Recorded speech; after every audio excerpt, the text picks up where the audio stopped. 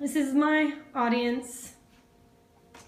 5 people, all consented. Okay, musical cradle, steam locomotive, and Jell-O. What do these items have in common? Peter Cooper. According to Phillips' bibliography on Peter Cooper, he was the inventor and patent on all of these inventions.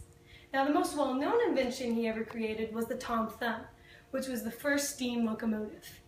What he's not so well known for is he actually holds the patent for Jell-O. Now, as an avid Jell-O enthusiast, I know my Jell-O. And I did a little research on the history of this delicious dessert. Through its creation, its patent, modifications, commercialization, and distribution, this paved the way for Jell-O to reach America's plates.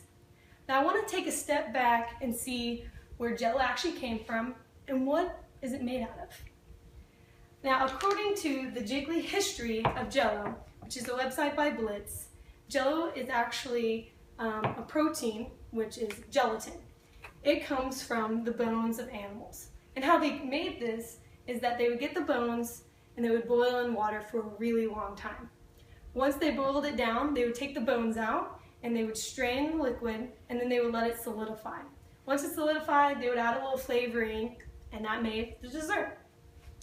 The first people who started using gelatin as a dessert was the French, according to the history of gelatin. And then in the 15th century, the Europeans, mostly the wealthy people, it was considered kind of a royalty dessert. Later on into the 19th century, the American people started eating gelatin. They kind of made famous by Thomas Jefferson.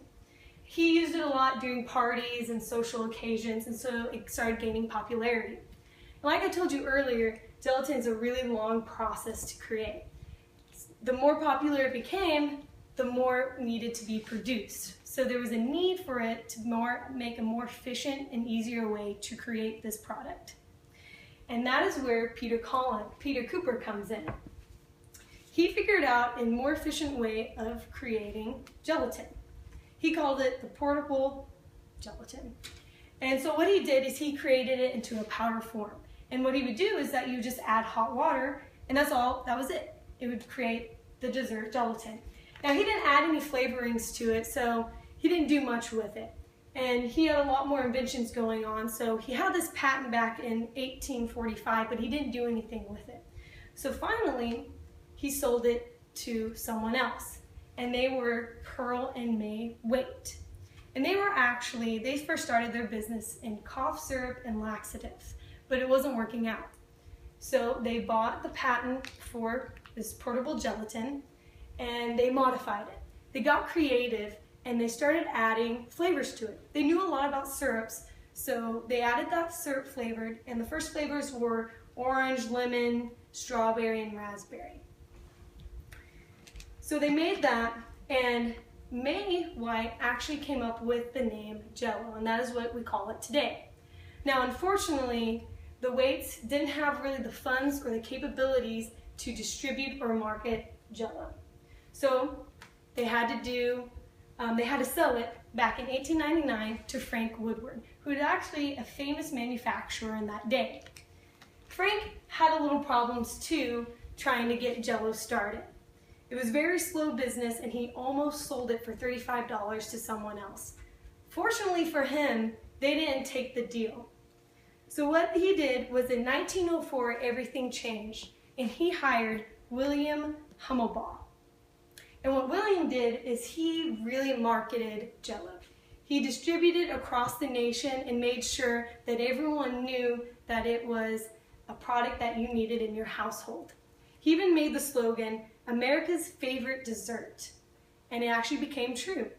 They raised funds for $250,000 when he started marketing. That is $6.2 million today. Now, that is how Jell-O had its start. Now I want to kind of come back and see how Jell-O is doing today. Now, when Frank had the company in 1964, he actually changed it. His company was Genesee Purr Food Company, and that is found on the History of Jell-O website. Now, he changed it to Jell-O Company Incorporated because it was so famous and it was becoming so big. He later sold it to the Postums Cereal Company Incorporated. Now, we all know actually what this company is. It's General Foods Corporation, which today is the Kraft General Foods, who now owns the rights to Jell-O. Now, today, Jell-O can be used for a variety of different snacks, desserts, beverages, so many things.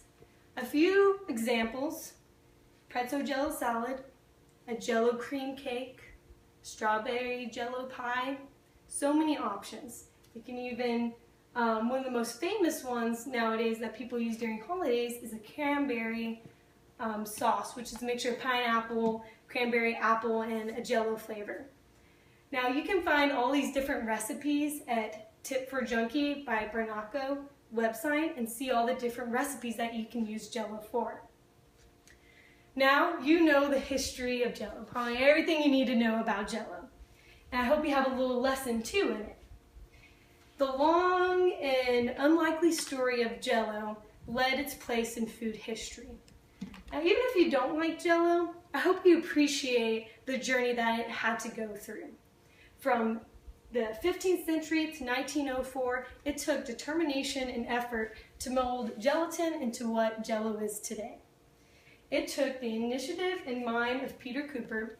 It took the creativity of Pearl and May Waite, and it took the perseverance and expertise of Frank Woodward in order for Jell-O to become popular in what it is today.